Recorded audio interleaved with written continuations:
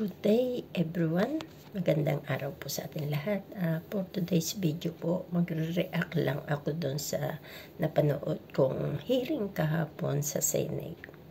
Nakakalungkot po na sa nangyayari ngayon sa bansang Pilipinas.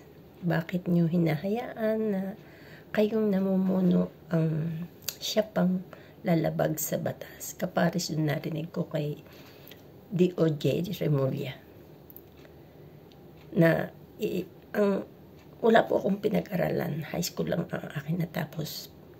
Pero sa pakikinig ko po na unawaan ko talaga yung sinasabi ni Senator Marcoleta na bakit mo kailangang sabihin sa mga diskaya na ibalik ka agad ang pera na naandun pa naman sa pagpuproseso.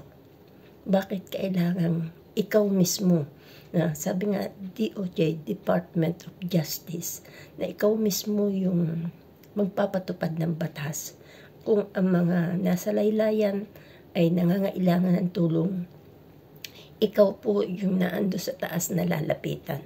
Pero sa nangyayari ngayon, ikaw po mismo yung sumisira sa pagka-DOJ mo. Kasi sabi niya nga, justice, kailangan ikaw yung magpapatupad ng batas sa mga nangangailangan. Subalit ayaw mong tanggapin. At sinasabi mo pa na kailangan na pwedeng mauna o mahuli yung pagpapatupad. Si Senator Marcoleta po sumusunod sa batas at alam niya kung anong batas. Kaya ginigiit niya kahapon yung dapat mangyari. Nakakalungkot dahil kayo yung mga nasa posisyon para mapatupad ng batas, subalit kayo mismo ang sumusuway sa batas. Nakakalungkot po ang ginagawa nyo sa bansang Pilipinas. Hindi po kayo mga hari, hindi nyo po pag-aari ang Pilipinas, kaya dapat po kayo ay nakikinig sa mga tao, nakikinig sa katwiran ng iba. Hindi kayo lang yung dapat pakinggan. Sino susunod sa inyo kung mismo kayo ang hindi tumutupad sa batas? At kapares po ni Senator Elwin Tulfo.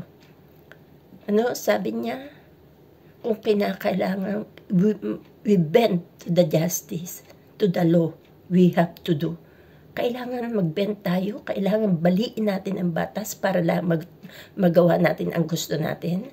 Ano pa't kayo na andyan sa Senado para kayo ay tumayo diyan. Maawa kayo sa bansang Pilipinas, sa mga Pilipinong nagtatrabaho sa ibang bansa para kumita, makapagpadala ng pera sa pamilya.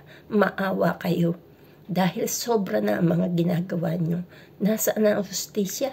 Wala na pong hustisya sa Pilipinas. Kayo na ang batas. Kaya nakakalungkot at nakakagalit ang ginagawa ninyo.